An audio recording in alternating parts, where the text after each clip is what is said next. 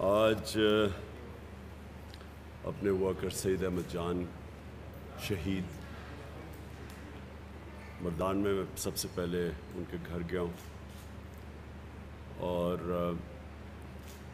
جو ہمارے دوسرے ورکر لاہور میں شہید ہوئے ہیں فیصل عباس، ان کے گھر ہماری باقی پارٹی ممبرز گئے ہیں۔ ہم نے 1-1 کروڑ روپیہ اپنی پارٹی کی طرف سے ہم خود اکٹھا کریں گے ان دونوں کے لیے۔ میں سمجھتا ہوں کہ یہ وہ لوگ ہیں جو کہ ایک آزادی، حقیقی آزادی کے جذبے سے نکلے تھے،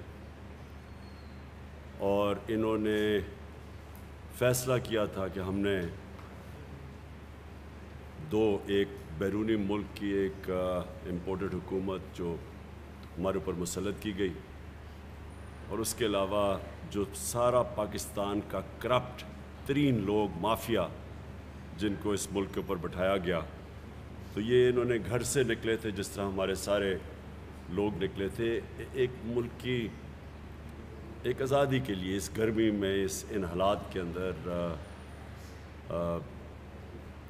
سوچ کے یہ نکلے تھے۔ تو اس لیے میں سب سے پہلے تو ان کے لیے جتنی بھی خراج تحسین ان کو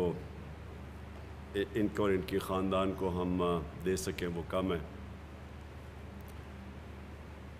جو ہوا ہمارے ساتھ ایک پرامن احتجاج، اور احتجاج کیوں تھا؟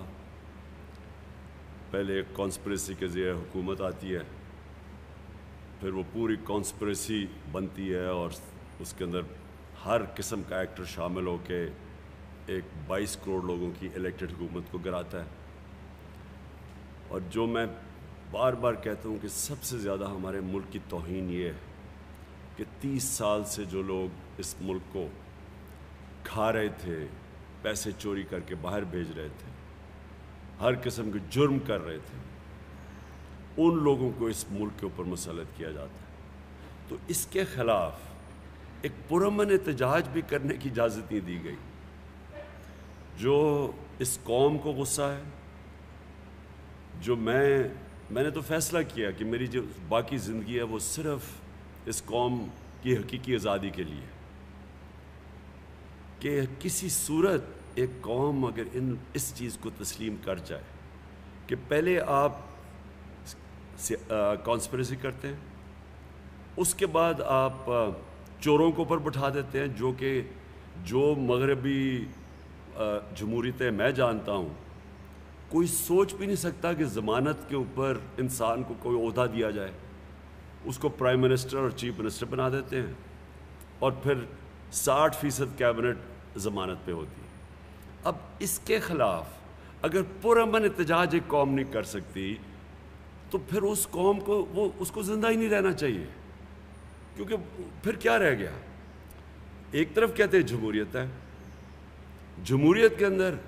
ہر دنیا کی جمہوریت میں آپ کو حق بنتا ہے احتجاج کرنے کا، پرامن احتجاج کرنے کا، وہ حق بھی نہ دیا جائے۔ پہلے انہوں نے جب رات کے اندھیرے پہ حملے کیے، لوگوں کے گھروں میں گئے، پنجاب پولیس نے جس طرح ہمارے کارکنوں کے اندر نہ انہوں نے دیکھا عورتیں ہیں، نہ دیکھا بچے ہیں، جس طرح انہوں نے 2-2 3-3 بجے رات کے صبح کے یعنی گھروں میں گھسے۔ اس کے بعد ہم عدالت کے پاس گئے اور پھر سپریم کورٹ کا ایک فیصلہ آیا، اور انہوں نے ایڈوائز کی کہ جناب یہ آپ کو پولیس کو یہ نہیں کرنا چاہیے۔ انہوں نے یہ بھی رکاوٹوں کے اوپر بھی کہا۔ ہمیں یہ لگا اس کے بعد کہ اب تو ساری رکاوٹیں بھی ہٹا دی جائیں گی اور اب کوئی پولیس کی کارروائی بھی نہیں ہوگی۔ تو اس لیے جو بھی ہوا اس کے بعد ہمارے میں سے کوئی اس چیز کو ایکسپیکٹ نہیں کر رہا تھا۔ ہم سب سمجھ رہے تھے کہ اب تو عدالت کا فیصلہ آ گیا، میرے خیال میں 11-12 بجے آ گیا تھا، تو سب سمجھ رہے تھے کہ اب ساری رکاوٹیں بھی ہٹا دی جائیں گی، اب کوئی پولیس ایکشن بھی نہیں ہوگا، کیونکہ ہمارا حق ہے پرامن احتجاج۔ تو جو چیزیں قوم نے دیکھیں، جو قوم کے سامنے چیزیں آئیں، 2 شہید فیصل عباس اور پھر سے میں کہتا ہوں سعید احمد جان، ان کو وہ راستے میں، اور خاص طور پہ فیصل عباس کو تو پل سے پھینکا گیا راوی کے نیچے سے. تو جو پھر عورتوں سے کیا گیا، بہنوں سے کیا گیا، بچوں سے کیا گیا، بیٹیوں سے کیا گیا، وکیلوں سے کیا گیا. جو لاہور میں ایک بس میں وکیل جا رہے تھے ان کو نکال کے جس طرح پولیس نے مارا. میں یعنی ساری قوم کے سامنے یہ ظلم ہوا. اور جس طرح پولیس نے پنجاب پولیس کو استعمال کیا گیا، کیونکہ میں پنجاب پولیس کو جانتا ہوں، ہمارے 3.5 سال میں ہم نے بڑے اچھے آفیسرز دیکھے، لیکن انہوں نے چن کے ان آفیسرز کو اوپر بٹھایا. جو اسلام آباد کے آئی جی کو سزا ہونے والی تھی لاہور سیف سٹی کے پروجیکٹ کی کرپشن، اس کو واپس لے کے آئے شہباز شریف. انہوں نے چن کے لوگوں کو پلیس کیا اور ان سے پھر ظلم کروایا. ہمارے جس طرح انہوں نے عمر ایوب ایک منسٹر، وہ بات کرنے گئے پولیس کے ساتھ، جو اس کو انہوں نے مارا بے دردی سے. میں ابھی تک یہ سوچ رہا ہوں کہ کون اپنی عوام کو، لوگوں کو، شہریوں کو، بچوں کو، عورتوں کو، بیٹیوں کو، کون سی پولیس اس طرح ملک دشمن کر کے اس طرح مارتی ہے. اور جیسے جیسے راستے میں ہمیں خبریں آتی گئیں، کیونکہ ہمیں بڑی دیر لگی، 20 گھنٹے لگے پہنچتے، اور خاص طور پہ جب ہم پنڈی اور اسلام آباد میں جب گھسے تو جس طرح عوام نکلی اور ساری رات عوام کھڑی رہی سڑکوں کے اوپر، میں حیرت تھی کہ فیملیز کھڑی تھیں، بچے تھے، بچے اٹھائے ہوئے تھے لوگوں نے. تو میں یہ جو پروپیگنڈا چل رہا ہے کہ ہم کوئی انتشار کرنے جا رہے تھے، میں بار بار یہ سوال پوچھتا ہوں کہ کیا کوئی اپنے بہنیں، بچوں کو، عورتوں کو لے کے جاتا ہے انتشار کرنے کے لیے؟ کیا لوگوں نے اپنی آنکھوں سے نہیں دیکھا کہ کس طرح کے لوگ نکل رہے تھے؟ جب شیلنگ کی گئی ڈی چوک کے اندر، بار بار شیلنگ کی گئی، دیکھا نہیں؟ اب تو سوشل میڈیا پہ تصویریں ہیں کہ کون لوگ تھے جن کے اوپر وہ شیلنگ کر رہے تھے، یہ کون سے دہشت گرد تھے، یہ کس طرح کی کون سی پولیس اپنے لوگوں کے اوپر اس طرح کرتی ہے. پھر جو لبرٹی چوک میں لوگ نکلے، وہ فیملیز نکلی ہوئی تھی لاہور میں، ان کے اوپر جو شیلنگ کی گئی، جو کراچی میں کیا گیا، جس طرح کا تشدد کراچی میں کیا گیا. یعنی کون سی ملک کی پولیس سے اس طرح کا ظلم کرواتے ہیں. یہ ہیں یزید کے ماننے والے لوگ، یہ ہیں ان کے فالوورز یزید کے، رانا ثناء اللہ، شہباز شریف، حمزہ شریف. یہ وہ لوگ ہیں، شہباز شریف اور رانا ثناء اللہ. اگر اس ملک کا انصاف کا نظام ان کو سزائیں دیتا، جب انہوں نے ماڈل ٹاؤن میں 14 لوگوں کو سب کے سامنے، ٹی وی کے سامنے گولیاں ماری، اور کچھ 60 لوگوں کو گولیاں لگی تھیں، 14 لوگ مارے گئے تھے، اگر تب سزا مل جاتی تو شاید اس ہٹ درمی سے یہ اس طرح کا ظلم نہ کرتے جو ساری قوم نے دیکھا. تو میں ایک اپنی پارٹی کے بھی بڑے میرے لوگ مایوس اندر سے، ہمارے کارکن، کہ آپ نے کیوں نہیں وہاں جا کے، کیوں نہیں وہاں بیٹھ کے. میں آپ کو یقین دلاتا ہوں کہ میں وہ آدمی ہوں جو کہ 126 دن دھرنے میں بیٹھا ہوں. میرے لیے اتنا دیر بیٹھنا، جتنی دیر یہ گھٹنے ٹیکتی ہے گورنمنٹ، میرے لیے کیا مشکل تھا. لیکن مجھے جب تک میں وہاں پہنچا، مجھے پوری طرح علم ہو گیا کہ اب حالات کس طرف جا رہے ہیں. اور میں یہ چاہتا ہوں میری قوم غور سے سنیں. اگر مجھے اپنے ملک کی فکر نہ ہوتی، اگر مجھے میرے بھی باہر پیسے پڑے ہوتے اور جائیدادیں پڑی ہوتی اور ڈالرز پڑے ہوتے اور آف شور اکاؤنٹس ہوتے، اور محلوں میں رہ رہا ہوتا، اور میرے بیٹے بھی بڑے بڑے یہ اربوں روپے کی پراپرٹیز میں رہ رہے ہوتے، جس طرح ان کے 2 خاندانوں کی ساری پیسے باہر پڑے ہیں، مجھے بھی شاید فکر نہ ہوتی اپنے ملک کی. کیونکہ مجھے پتہ تھا اس دن رات کو خون خرابہ ہونے لگا تھا. لوگ ہمارے تیار ہو گئے تھے، عام لوگ تیار ہو گئے تھے، جنہوں نے وہ دہشت گردی دیکھی جو پولیس کے ذریعے کروائی گئی اور جو ظلم کیا گیا، سب لوگ تیار ہو گئے تھے لڑنے کے لیے اس دن رات کو. ہمارے لوگ کئی اتنے غصے میں تھے جو انہوں نے وہ تماشے دیکھے ہیں جس طرح پولیس نے ان سے کیا ہے، اور ہر جگہ پولیس نے کیا۔ جو لوگ پولیس کی مار کھا کے وہاں تک پہنچے، جنہوں نے عمر یوب کی حال دیکھا جو وہ ہمارے ساتھ جب کنٹینر میں آیا، وہ جا کے پولیس کو سمجھا رہا تھا اور انہوں نے جو اس سے تشدد کیا ہے، یہ بھی نہیں دیکھا کہ ایک منسٹر ہے، کسی نے کوئی مجرم نہیں ہے، یہ انسٹرکشنز دی ہوئی تھی پولیس کو ظلم کرنے کے لیے۔ تو جو غصہ تھا اس وقت، میں اس دن شام کو بیٹھ جاتا، میں آپ کو سب کو گارنٹی کرتا ہوں کہ اس دن خون خرابہ ہونا تھا۔ ہماری پولیس کے خلاف نفرتیں بڑھ چکی تھی، مزید اور بڑھنی تھی، لیکن پولیس بھی اپنی ہے، پولیس کے عام لوگ، پولیس والوں کا قصور نہیں ہے۔ یہ اوپر جو انہوں نے بٹھائے ہوئے تھے مجرم، اور یہ جو گلو بٹ بٹھائے ہوئے تھے، اور جو پیچھے سے یہ یزید، میں پھر سے کہتا ہوں، یہ یزید کے وہ ماننے والے ہیں جنہوں نے ان کو آگے کر رہے تھے کہ ان کہہ رہے تھے ظلم کرو۔ اگر وہاں خون خرابہ ہو جاتا، ملک میں انتشار بڑھنا تھا، ملک کے آگے معیشت کا جو حالات ہیں وہ آپ اس کے بعد میں بات کروں گا، اس کے اوپر یہ انتشار شروع ہو جاتا، یہ میرے ملک کا نقصان تھا۔ اس کو کوئی یہ نہ سمجھے کہ کوئی ہماری ایک کمزوری تھی، اور یہ بھی کوئی نہ سمجھے کوئی ڈیل ہوئی، یہ بھی جی میں باتیں سن رہا ہوں کہ جی کوئی اسٹیبلشمنٹ سے ڈیل ہوئی ہے، میری کوئی کسی سے ڈیل نہیں ہوئی۔ میں نے صرف تب یہ سوچا کہ میرے ملک کو نقصان ہوگا، نفرتیں بڑھیں گی، اداروں کے بیچ میں اور عوام اور اداروں کے بیچ میں فاصلے بڑھیں گے، یہ ہمارے ملک کو نقصان ہے، دشمنوں کا فائدہ ہے۔ یہ صرف ایک چیز تھی جس نے مجھے روکا وہاں بیٹھنے سے۔ اور میں یہ واضح کر دوں کہ اگر کسی کا خیال ہے، یہ ان کو خوش فہمی ہے کہ ہم اب آرام سے کوئی ان سے نیگوشیٹ کریں گے اور اس کو تسلیم کر لیں گے، اس امپورٹڈ حکومت کو تسلیم کر لیں گے، کسی کوئی غلط فہمی میں نہ رہے۔ میں نے یہ فیصلہ کیا ہوا ہے کہ میں اس کو جہاد سمجھتا ہوں، میں جب تک زندہ ہوں میں اس کے سامنے کھڑا ہوں گا، مجھے کسی چیز کی نہ کوئی فکر ہے نہ پرواہ ہے ذاتی طور پہ، صرف اپنے ملک کی فکر ہے۔ تو لہٰذا میں آج یہ واضح کر دوں کہ ہم 6 دن دے رہے ہیں، اس کے اندر اگر انہوں نے نہ اناؤنس کیا، انہوں نے نہ واضح طور پہ اناؤنس کیا کہ کب یہ ڈیٹ اناؤنس کریں گے الیکشن کی، انہوں نے واضح طور پہ یہ نہ بتایا کہ اسمبلیز ڈیزالو کر کے ڈیٹ کب اناؤنس کریں گے، یہ میں اب پھر سے نکلوں گا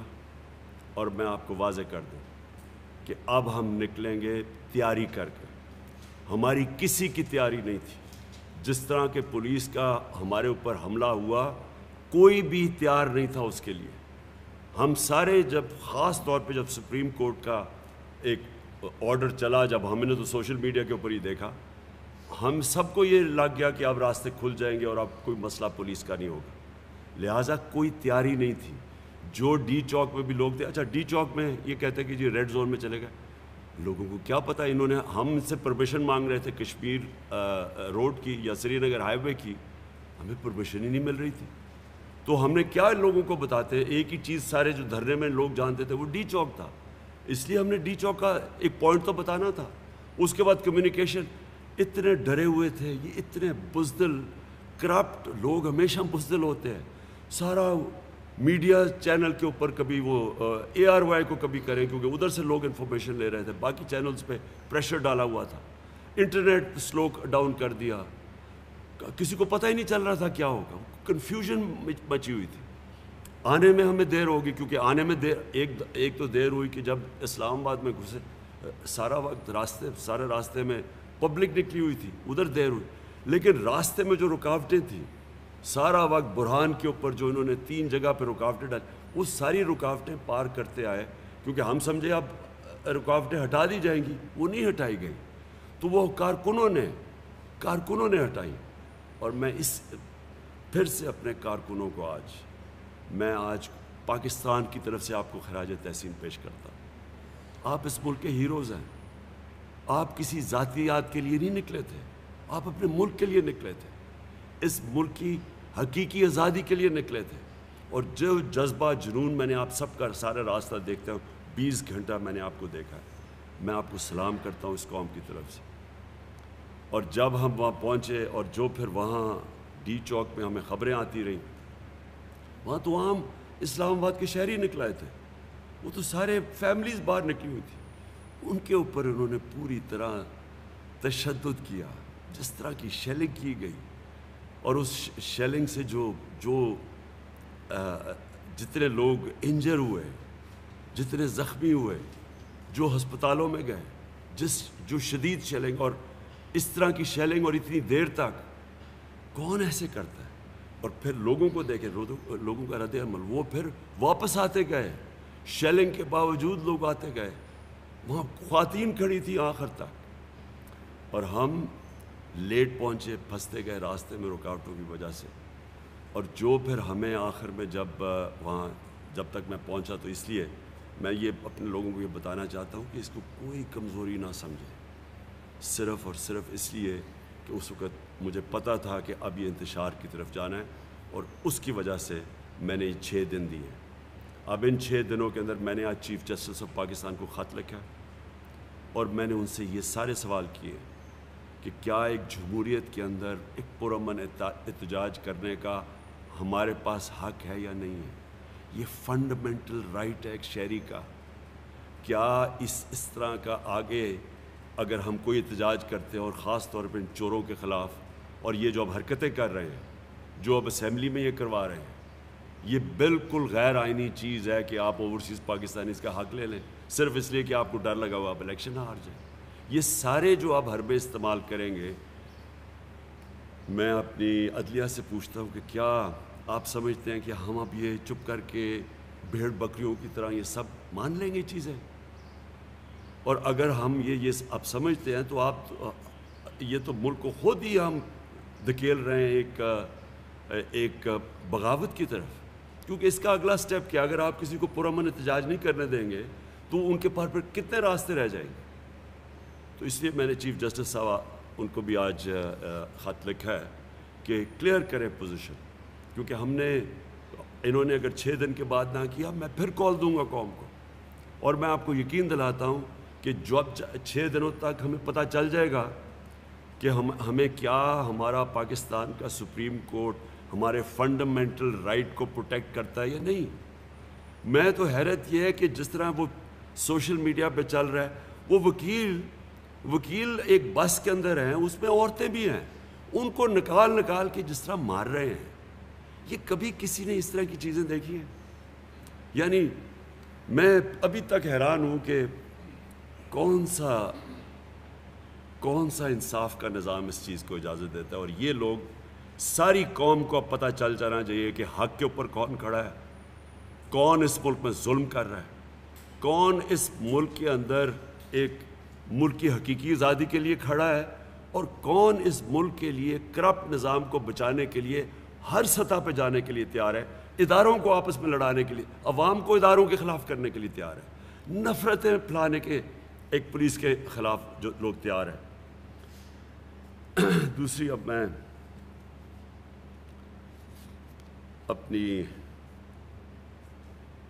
میں ویسے یہ ضرور کہہ دوں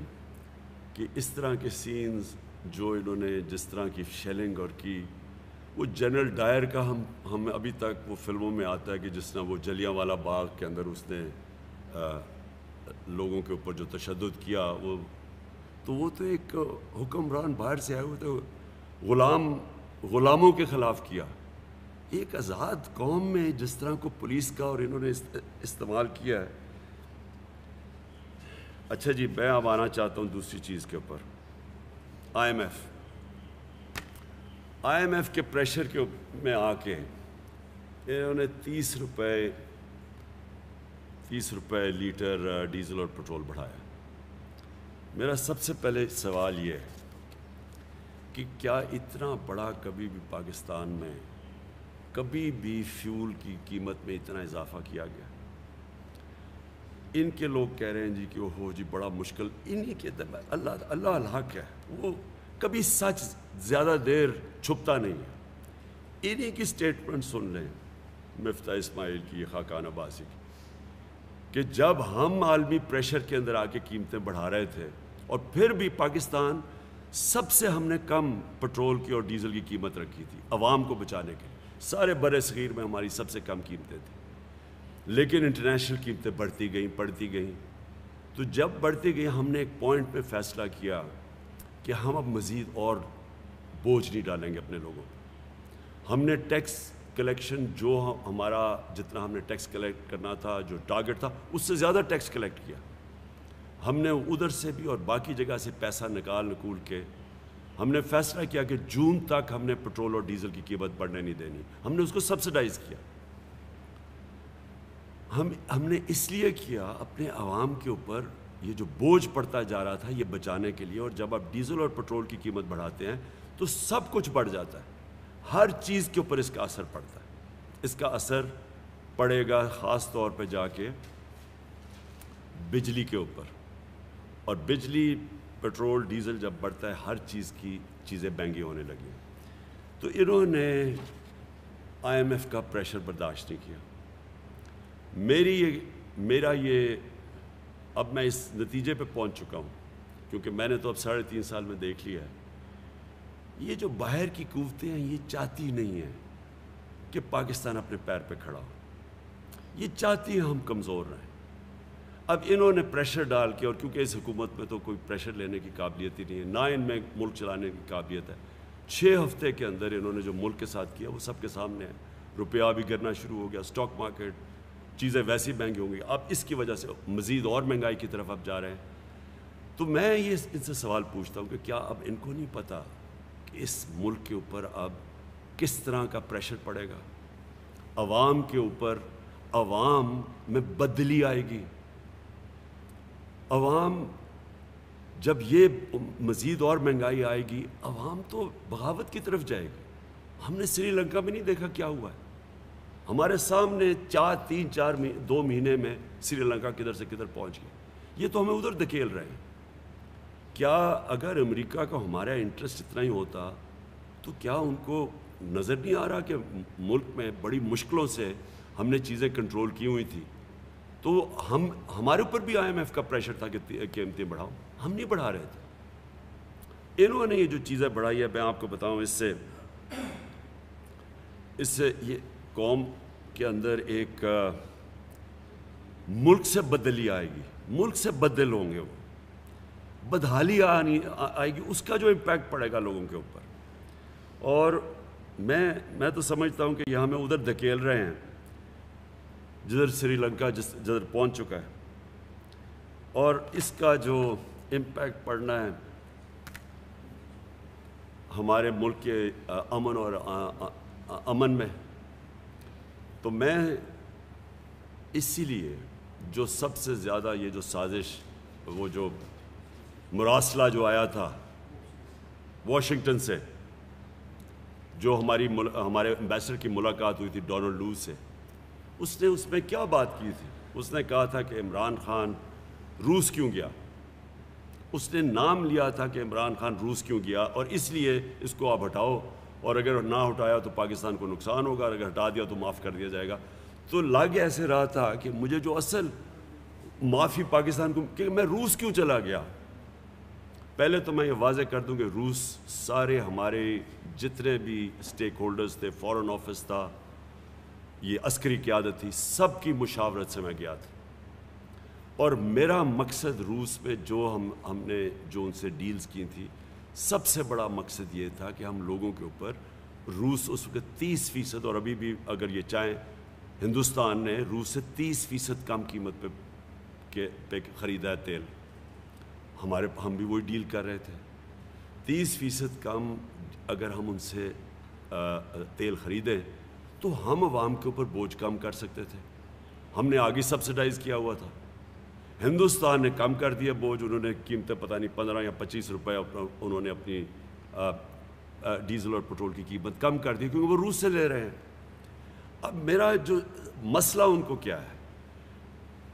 ہندوستان آزاد قوم ہے، ان کو اجازت ہے، اسٹریٹجک کہلائے، ان کو اجازت ہے روس سے وہ تیل بھی خریدیں، ملٹری اکوپمنٹ بھی خریدیں۔ ہمیں کیوں نہیں اجازت؟ اور اتنا غصہ کیوں کہ جناب عمران خان کی کیسے جرت تھی، وہ روس چلا گیا اور اس نے ڈیلز کر لی۔ آج آپ کو وہ نظر آ رہا ہے غلامی کی قیمت قوم ادا کر رہی ہے۔ یہ ہے غلامی کی قیمت کہ ان میں اتنی جرت نہیں تھی کہ کہیں کہ ہمارا کم از کم 5 کروڑ لوگ غربت کی لکیر سے نیچے ہیں، 5 کروڑ لوگ مزید صرف تھوڑا سا اوپر ہیں غربت کی لکیر سے، اور اگر ایک جھٹکا پڑتا ہے، مہنگائی ہوتی ہے، وہ نیچے چلے جاتے ہیں۔ کیا یہ نہیں بتا سکتے تھے؟ کیا یہ اپنے ملک کے لیے نہیں بول سکتے تھے کہ یہ جو آپ کرنے جا رہے ہیں اس سے ہمارے ملک میں غربت بڑھے گی؟ ہمیں بھی ہندوستان کی طرح اجازت دیں، کیونکہ ان کو تو اجازت مانگنی پڑنی تھی۔ تو ہندوستان کو اگر ان کو پتہ ہے کہ ان کی آزاد فارن پالیسی ہے، ان کو پتہ ہے کہ ہندوستان نے ان کی بات نہیں ماننی، ہندوستان نے واضح طور پہ کہا ہے کہ ہمارے ملک میں غربت ہے اور ہم اپنے لوگوں پر بوجھ کم کرنا چاہتے ہیں، ہم کیوں نہیں کہہ سکتے تھے؟ اور یہ پھر سے میری جنگ اس امپورٹڈ حکومت سے یہ ہے کہ میں غلامی نہیں قبول کرتا۔ میں یہ 22 کروڑ لوگ ہم ان چوروں کے غلام نہیں بن سکتے جو کہ مزید امریکہ کی غلامی کریں اور ہر بات مانیں۔ یہ جو آئی ایم ایف ہے، آئی ایم ایف تو امریکہ کنٹرول کرتا ہے اس کو، تو یہ جو کون پریشر ڈال رہا ہے، کون پاکستان کو دھکیل رہا ہے؟ یہ جو کہتے ہیں لائف سپورٹ مشین پہ، کس نے پاکستان کو لائف سپورٹ مشین پہ رکھا ہوا ہے؟ اور پھر یہ کہتے ہیں کہ یہ بیگرز آر ناٹ چوزرز، یہ پرائم منسٹر کہتا ہے، یہ کرائم منسٹر، کہ ہم بیکاری ہیں اس لیے ہمیں غلامی کرنی پڑتی ہے۔ تو یہ تو جس طرح آپ جا رہے ہیں تو ہمیشہ ہی بیکاری رہیں گے۔ اس لیے میرا آخری لفظ، اس لیے میرا یہ فیصلہ ہے، یہ جہاد ہے ان کے خلاف۔ 6 دن میں نے ان کو دیے ہیں، 6 دن کے بعد انشاءاللہ میں اپنی قوم کو نکالوں گا، اور اس باری جب نکالوں گا تیاری کر کے نکالوں گا ہر قسم کی۔ مجھے امید اپنی سپریم کورٹ سے ہے، سپریم کورٹ کا اس وقت بہت بڑا رول ہے۔ میں اپنی وکلا کمیونٹی کو آج کہہ رہا ہوں، جس طرح انہوں نے وکلا کو مارا ہے بری طرح لاہور کے اندر، آپ کے سامنے وہاں پاکستان بار کونسل کا ممبر بیٹھا تھا، اس کو جو انہوں نے نکال کے جو اس کو مارا ہے، اور ایف آئی آر جو انہوں نے کی ہے۔ یہ وقت ہے، میں آج اپنی ساری قوم کو اپیل کر رہا ہوں، میرا فیصلہ ہے، میں نے ان کو قبول نہیں کرنا، میں نے ان کے خلاف جہاد لڑنی ہے۔ میں آپ سب کو کہتا ہوں کہ 6 دن میں نے دیے ہیں، ساری قوم تیاری کریں اپنی حقیقی آزادی کے لیے، اور اس باری جب ہم نکلیں گے ہم تیاری کر کے نکلیں گے۔ ہم سپریم کورٹ سے پروٹیکشن چاہتے ہیں جو ہمارا حق ہے، لیکن اگر انہوں نے اس باری وہ حرکتیں کی جو اس باری کی ہیں، پھر یہ ذمہ دار ہوں گے جس طرف یہ ملک جائے گا۔